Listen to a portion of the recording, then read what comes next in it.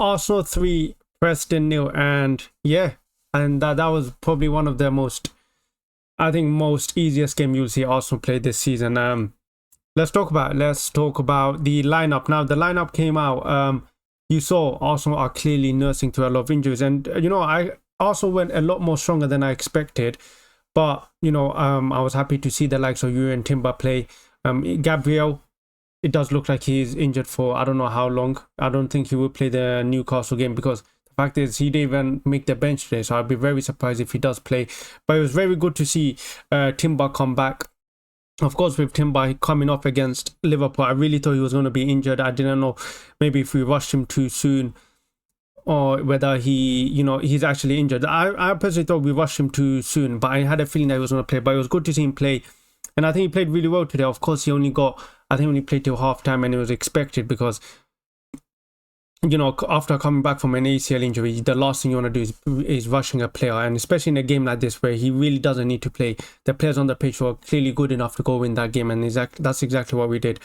But the main talking point is, of course, someone in the midfield, Ethan and Warrior. Of course, a lot of Arsenal fans have been begging and pleading for this guy to play. Even myself, I've said it where I felt that even against the Liverpool game, he needs to play. He needs to get some more game time. And unfortunately, the thing with him, I don't know why, but it feels like every time he comes on, it's always when Arsenal are losing or something, or when there's only like 10 minutes. I really wish he got more minutes. And today, what a performance from him. What a goal as well. You could tell how technically good this guy is, man. He's so young, but the way he plays, it's like he's been playing for so many years at Arsenal, but he's so good on the ball, so technical. And you could tell, having like, one thing about him compared to him, the difference between him and Trossard is he drives with the ball. He can find those passes. Whilst with Trossard, it's a bit more like, he has good moments, but over 90 minutes, Trossard doesn't play the best.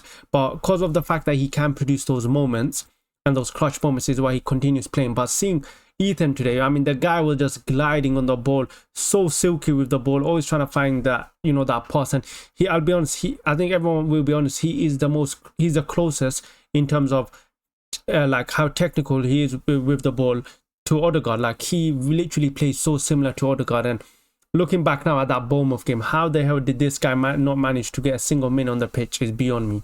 Like, I really wish, and I really hope that he does get some game time, especially in the next game, because he honestly deserves it. I think Trossard, after that poor month he's had, I think he deserves to be on the bench. And I think Ethan, after that performance today, especially as well, again, a goal, and he almost got another goal as well in that second half. I really do think he deserves a chance to play in the 11. Whether he's going to play, I don't know. I still think Arteta will favour that experience with Trossard, especially at St. James's Park. I feel like he feels that game might be a bit too early for Ethan. But honestly, this guy is so good that I'm confident you can play him there and he will perform, because he gives something to the Arsenal team that we currently lack right now, which is someone that can drive on the ball, someone that can find that, that thread pass, someone who's technically secure on the ball. And I think, and especially left foot as well in that right side, I think he's someone that he's clearly a profile that Arsenal are lacking. Until Odegaard comes back, we need a replacement, and that's why for me I think he'd be the perfect player for that. In terms of other performances, of course we can't, let's be honest, get excited too much. Preston, I mean Preston, I'll be honest, they didn't, no disrespect to them, but I don't know, they just didn't offer anything. Like, it's hard to judge how good players played when your opponents literally didn't offer anything. Jorginho, I think, played really well. You could tell he is when he plays, he really influences everything. When you could tell, like, you see he's pointing towards players, telling them where to line up, where to position. I'm not sure if a lot of fans recognize that, but you could tell Jorginho is, I think in the future he would become a manager by just the way he plays. But I think he's been a really good player. He just kept the ball ticking, the play ticking. And I think that's exactly why he's been bought in for £12 million. We're not expecting anything special. We know what Jorginho offers us, and he just keeps the ball ticking, and he's a very, very intelligent player. In terms of physicality, he's not the best, but because of how smart he is, he can make up for it. Apart from that, yeah, I mean, Jesus scored his first goal. I think the last time Jesus scored a goal was since like January or something. Apparently, it's been like 24 games since Jesus scored his goal. So I'm happy for Jesus. And Sterling as well. Unfortunately, Sterling couldn't get the goal. You could tell Arsenal were trying to do everything. The players were trying to do everything to make Sterling score, but unfortunately he couldn't score. I mean, he almost scored at the end, but it was cleared off the line. Havertz comes on, gets a goal, brilliant header as well. What a header as well. Like that the power on that header. I mean, the keeper had absolutely no chance. Even if there was two keepers there, none of them are scoring that. But yeah, it is what it is. Like I said, I literally what's the name? Is it Preston? Let me try to find the name. Preston. Yeah, Preston. Honestly, they didn't offer much, so it's I don't know what more to say. Like, they had some moments, but apart from that, I think we literally dominated them, like 70% possession. And for some reason, the game felt so long. I was just waiting for it to end so I can just make a match reaction, because after the third goal, like, there was no point. So we saw Saka come back. Very surprised why Saka came. I think the guy deserves all the rest. He's played enough games. He doesn't need to be match fit. We already know how good he is. But yeah, like I said, now we go to the next one. Like I said, I hope also Arteta takes this competition very seriously. I think Arsenal need to win a competition.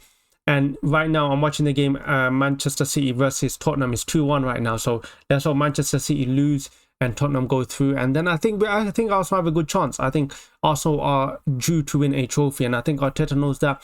I think the players know that we have to win a trophy, and I think that Carabao Cup is a very good trophy to win. Not a very good trophy, it's not a major trophy, but it is a trophy, and I think Arsenal need a trophy, especially when you consider we haven't won a trophy in a while. The Premier League, yes, Premier League, Champions League, we are trying to win that, but I mean, if you're not going to win that, you should at least try to go win every single trophy, and the Carabao Cup is a brilliant trophy to try win, just based on the fact that not every team takes us so seriously. And I mean, if you're Manchester City, you don't need to take this cup seriously, but we haven't won a trophy in a while, so that I think Arsenal should just try everything they can to win a trophy. We find out who we draw at 10:45. Yeah, really, honestly, I don't care who Arsenal draw. I hope, my only thing is, I hope we don't draw Liverpool just yet. But apart from that, honestly, I don't care who Arsenal draw. I think we're better than majority of the teams. But yeah, that's just my thoughts. Like I said, not much to talk about, not much to rave about, except the fact that we saw Ethan and why we play finally. And like I said, I think he's ready. I think he's ready for a start. But yeah, let me know in the comments, is there any players you were excited to see play? Is there any players that surprised you? And who do you want also to draw? Do you want also to take the competition seriously? Let me know in the comments. Make sure you like, make sure you subscribe, and I'll catch you guys in the next video.